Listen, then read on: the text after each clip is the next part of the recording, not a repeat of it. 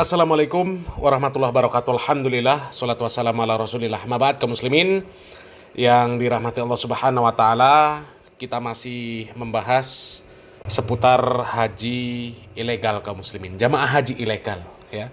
Ada video dari channel Kasih Solusi di mana di sana membahas tentang masalah haji ilegal kaum muslimin ya. Bagaimana hukumnya, apakah sah atau tidak? Dan kemudian Ustadz Zulkarnain di sana banyak bercerita tentang pengalaman beliau ya terkait jamaah haji yang ilegal kaum muslimin ya. Dan apa yang disampaikan oleh Ustadz Zulkarnain itu ya persis dengan yang diceritakan oleh Alman Mulyana kaum muslimin ya. Bahwa jamaah haji ilegal itu ya mereka diusir dari tanah haram dan kemudian ya terlunta-lunta kaum muslimin. Mereka nggak tahu mau ngapain, mau kemana. Ya. Dan memang jamaah haji ilegal yang datang musiman itu memang banyak kaum muslimin. Bukan hanya mukimin saja. Ya. Jadi yang kemarin ngotot-ngotot bahwa haji yang dimaksud itu hajinya para mukimin, ya ternyata ya terbantahkan dengan video-video yang ada kaum muslimin. Ya, video dari Kementerian Agama yang dikritik oleh pemerintah Arab Saudi, kemudian cerita dari Ustadz Muhammad Zulkarnain ini, ya ini sangat menarik untuk kita simak kaum muslimin ya. Ini jelas membantah orang-orang yang bersikukuh mengatakan bahwa yang ditangkap, yang diusir dari tanah haram itu adalah mukimin, bukan jamaah haji musiman ya.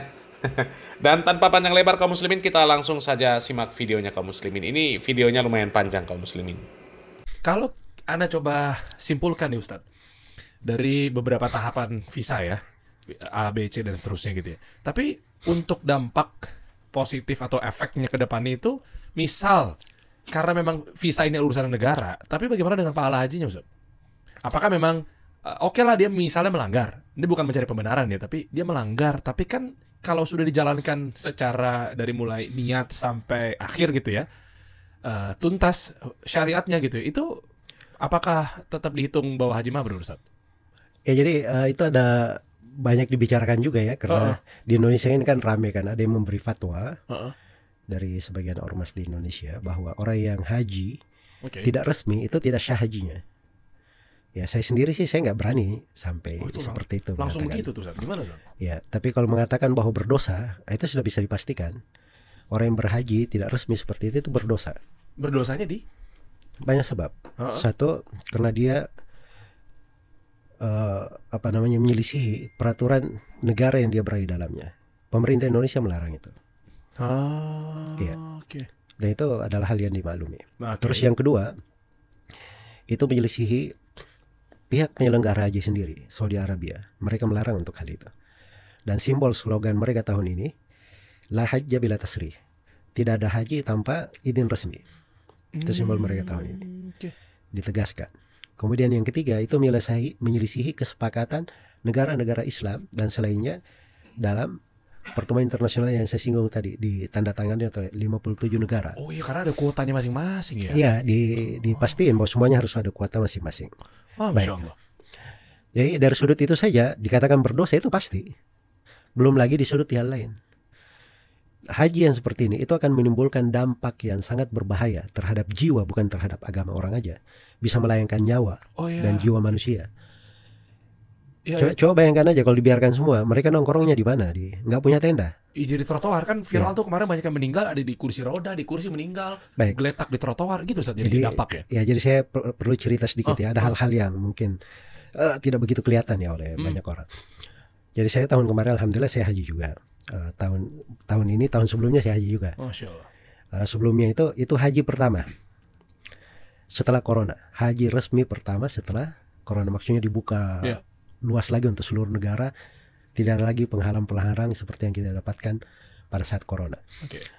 Jadi di saat itu berita-berita kalau kita lihat banyak tenda yang penuh, orang tidur sampai di lorong-lorong, di lorong-lorong dekat WC segala macam.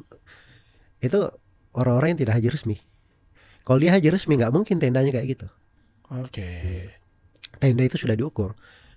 Haji yang bisa masuk ke tenda itu cuma haji resmi saja. Jadi kalau dia tidak haji resmi, dia pasti masuk dengan cara yang tidak benar di situ, tidak resmi juga. Ya itulah kerjaan sebagian orang. Dia tahu pasti dia akan bayar orang bukan pada tempatnya, dia akan nyogok. Dan yang paling menyakitkannya lagi, dia mengganggu orang lain. Iya. Bisa menyebabkan bahaya untuk orang lain. Padahal kalau dia sabar di negerinya, dia kan dianggap tidak mampu untuk haji, tidak punya kemampuan. Walaupun dia ada mampu dari sudut harta, tapi dari sudut kemampuan yang lain itu dianggap tidak mampu. Kan dikatakan liman istata'a ilaihi sabila, bagi siapa yang punya kemampuan jalan ke sana. Nah, ini dia belum punya jalan yang tepat. Dan itu jalannya sudah disepakati agar supaya orang yang datang haji itu bisa haji dengan benar, menunaikannya dengan kondisi yang paling maksimal gitu. Kondisi yang paling maksimal. Iya, makanya dia itu nggak mampu tuh karena ada beberapa step yang hilang tuh. Iya, makanya. Baik. Kemudian di sudut seperti yang nampak sekarang ini. Yang meninggal 83% itu haji tidak resmi karena nggak ada tendanya, kasihan mau berteduh di mana. Maksakan diri untuk melakukan. Jadi apalagi orang-orang tua, subhanallah. Jadi itu banyak terlihat orang lagi jalan langsung jatuh. Karena dari tadi nggak ada tendanya di suasana panas seperti itu. Ya memang pemerintah Saudi masya Allah udah maksimal ya, ngasih hujan buatan di mana-mana gitu. Tapi namanya cuaca tahun ini luar biasa. Itu harus ada banyak perbekalan di dalam hal tersebut. Baik. Jadi itu bahaya sedikit. Kemudian yang perlu saya sebutkan juga bahwa pemerintah Saudi itu sudah mengamankan kondisi Mekah. Jangan sampai ada orang yang tidak memiliki izin haji, yang tidak punya izin haji di kota Mekah di dekat hari H.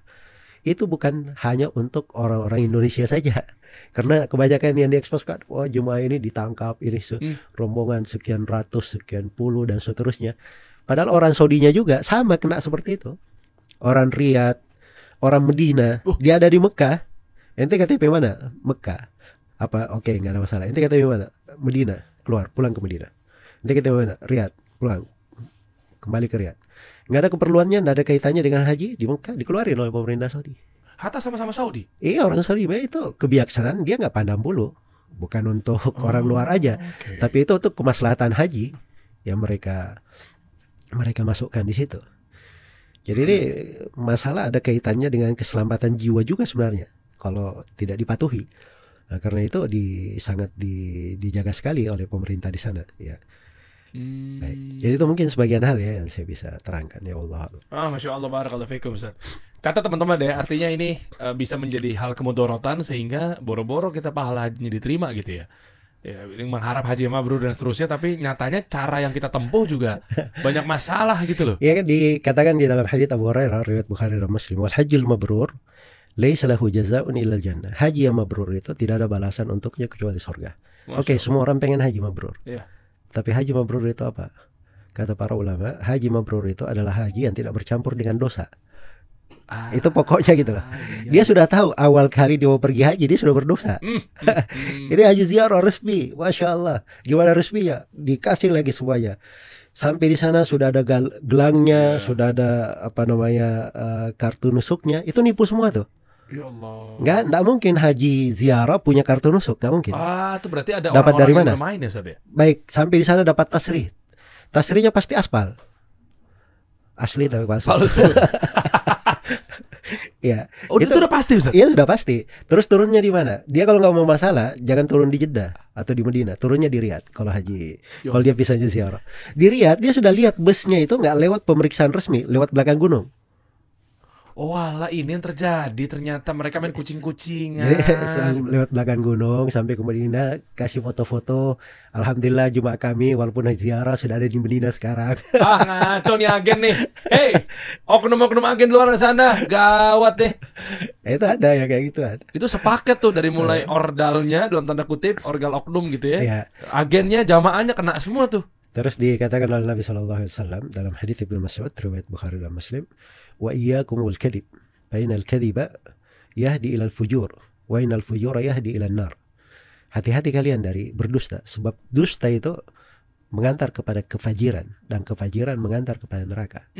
Dia sudah dusta satu, akan dusta lagi, bikin lagi hal yang dosa lagi yang lain. Nanti setelah masuk, dia lewat belakang, dia sudah bayar. Cari cara bagaimana dia bayar, sudah lewat di pemeriksaan 1, ditahan.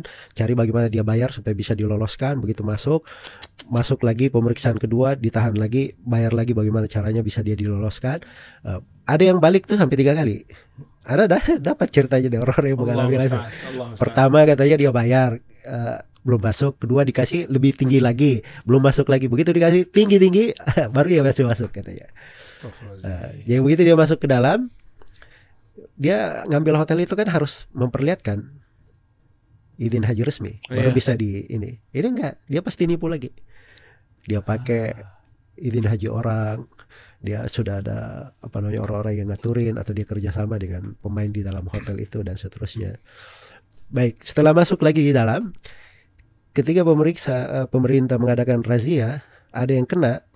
Nah itu kan untuk supaya bebas, dia bayar lagi supaya aman dari razia. Jadi jatuh ke dalam dosa gak tahu kayak gimana. Lihat ujungnya tadi dari dalilnya, ujungnya neraka lah. Terus yang paling ini juga menyedihkan itu jemaah haji itu, kasihan, subhanallah. Saya kadang nangis tuh lihat mereka itu. Itu datang kadang orang tua, ketangkap, nggak punya ini, dikeluarin dari tanah haram, dikeluarin dari tanah haram, nggak tahu mereka mau kemana. Ya Allah. Gak tahu mereka kemana. Ada orang-orang yang sembunyi masuk ke dalam lemari, masuk ke bawah ini kasur. Iya itu dah. Ini cerita orang-orang yang mengalami semua itu, banyak banget saya dapat cerita itu di perjalanan tahun ini. Subhanallah. Masya Allah, Allah barik. Ustadz, afwan Ustadz, artinya ini kan bisa jadi orang tuanya atau jamaahnya nggak tahu kan Ustadz? Karena memang ketemu sama travel atau agen bodong. Iya. Itu kan poinnya kan, travel ini hati-hati cara memilih travel. Ya mungkin dia juga nggak tahu ya. Iya banyak yang nggak tahu. Seperti ya misalnya ada yang tanya ke saya kemarin ya, haji resmi silver.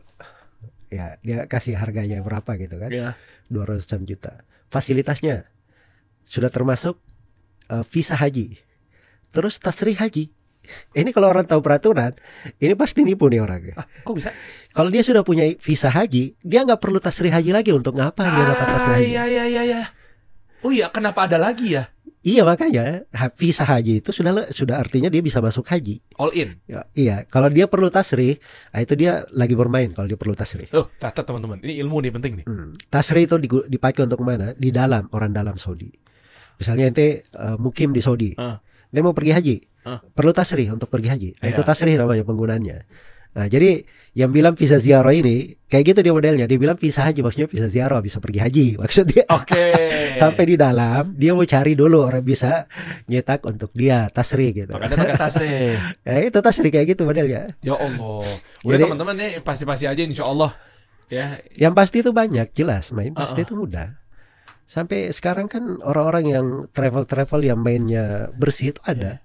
Ada, saya kenal teman-teman saya, masya Allah dia nggak mau main di hal-hal yang kayak gituan. Oh itu dia tutup mata itu kalau kayak gitu. Ngeri kaum muslimin ya, ngeri kaum muslimin. Ya, meskipun Ustadz Zulkarnain mengatakan beliau nggak berani mengatakan hajinya tidak sah, itu tidak berani. Ya, akan tetapi dosa itu pasti.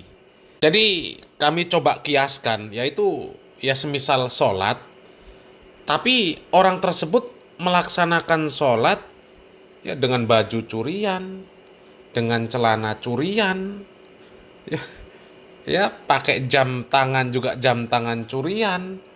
Kemudian ditambah lagi niatnya juga nggak bener, niatnya mungkin ria. Ya kalau dikatakan sholatnya sah, ya sah. Akan tetapi dosa pasti. Ya, apalagi niatnya jelas ria. Ya. Dosa pasti.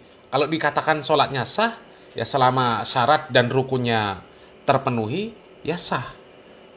Cuma dosa pasti. Pahala, wallahu a'lam bishawab. Ya kan? Bukankah pernah Nabi Muhammad SAW mengatakan, ya ketika ada seorang yang lusuh, seperti orang yang sedang safar. Orang yang safar itu kan doanya makbul. Tapi ketika Nabi Muhammad SAW melihat orang itu, ya, Nabi Muhammad SAW mengatakan bagaimana doa dia akan terkabul. Makanannya dari yang haram, pakaiannya dari yang haram. Ya kan seperti itu kaum muslimin. Ya kalau sah-sah saja ibadahnya, tapi dosanya jelas kaum muslimin. Ya, naudzubillah min dzalik. Kalau kita menyimak cerita dari Ustadz Zulkarnain, waduh, betapa zolimnya jamaah haji ilegal kaum muslimin, ya. Bahkan sampai ada jamaah haji yang meninggal dunia karena nggak kebagian tenda. Tendanya sudah ditempati sama jamaah haji ilegal. Apa nggak zolimnya luar biasa? Merampas hak-hak jamaah haji yang resmi kaum muslimin. Ya terlepas apakah jamaah haji ilegal tersebut memang berniat dari awal sudah jadi haji ilegal atau dia ditipu sama biro-biro haji, ya, yang jelas itu perbuatan zolim. Ya, dan biro-biro jasa, biro umroh haji itu benar-benar zolim kaum muslimin. Benar-benar zolim. Ya. Dan ternyata sama dengan yang diberitakan di kompas.com, dengan yang diceritakan oleh Bang Alman Mulyana, ya, bahwa jamaah haji kalau diceritakan di kompas.com, ya, ketika Menteri Agama itu dikritik sama kerajaan Arab Saudi, sama pemerintah Arab Saudi, ya, memang jamaah haji itu yang ilegal itu nggak langsung terbang dari Indonesia ke Jeddah, ya, karena kalau terbangnya dari Indonesia langsung ke Jeddah itu bisa langsung terdeteksi, ya, mereka itu jamaah haji yang ilegal. Tapi mereka nggak langsung ke Jeddah, mereka ya ke Thailand dulu, ke Malaysia dulu, ke Korea dulu, ya. Baru kemudian turunnya pun nggak di Jeddah, ya, mereka turun di Dammam, di Riyadh, atau di kota yang lain. Jadi ya sudah dari awal itu sudah nggak beres kaum muslimin, sudah kucing-kucingan. Ya kasihan kalau orang-orang yang mereka benar-benar buta, nggak ngerti, kemudian dapat travel umroh, travel haji yang ternyata nakal seperti itu kaum muslimin, ya. Itu perlu sangat berhati-hati memilih travel haji dan umroh kaum muslimin. Ya kalau kami sarankan, ya pilihlah travel haji, travel umroh yang dikelola oleh para asatid salafi kaum muslimin. Insya Allah mereka amanah kaum muslimin. Ya kita lihat track recordnya sajalah. Ya lihat track record para asatid salafi itu hampir nggak pernah, ya bahkan nggak pernah lah kaum muslimin, ya. Mudah-mudahan Allah Subhanahu Wa Taala selalu menjaga mereka, nggak pernah ada jejak rekam yang nggak beres, ya. Tapi coba dari yang selainnya, apalagi dari yang itulah yang paling banyak lah, yang paling banyak masanya. Lihat pondok-pondok pesantren yang kiainya, gusnya, ulamanya gagahi santriwatinya, mensotomi santrinya, kan banyak itu kaum muslimin, ya. Pelanggaran-pelanggaran syariat Islam terjadi di sana. Ya coba, ya, yang pakai solawatan ketimpringan, laki-laki perempuan jogetan, campur baur, salaman dengan lawan jenis biasa. Nah, hati-hati dengan orang-orang yang seperti itu kaum muslimin, ya. Dengan Allah dan Rasulnya saja mereka berani menentang, ya, apalagi aturan-aturan negara, ya, mereka akan lebih berani lagi, ya. Berhati-hati kaum muslimin, ya. Ya lebih baik sabar menunggu antrian tapi jadi haji yang mabrur daripada nekat berangkat tapi dengan cara yang ilegal, ya, teriming-iming dengan biaya yang murah dan sebagainya, ya, tapi ternyata tipu menipu, ya. Bagaimana hajinya mau mabrur, ya, dijelaskan tadi sama Ustadz Zulkarnain, ya. Jadi lebih baik menunggu, ya. Kalaupun ya sudah menunggu ternyata ajal mendahului, ya insya Allah sudah dicatat sama Allah Subhanahu Wa Taala pahala hajinya karena sudah ada niat, ya. Hanya tinggal pelaksanaannya saja. Ya mudah-mudahan Allah Subhanahu Wa Taala sudah memberikan pahala haji yang sempurna, ya. Seperti itu kaum muslimin, ya. Mudah-mudahan bermanfaat kaum muslimin. Untuk video lengkapnya silakan langsung lihat di channel Kasih Solusi. Ini thumbnailnya, ini judulnya. Silakan langsung ke channel tersebut, ya. Mudah-mudahan bermanfaat. Barakallahu fikum. Wassalamualaikum warahmatullahi wabarakatuh.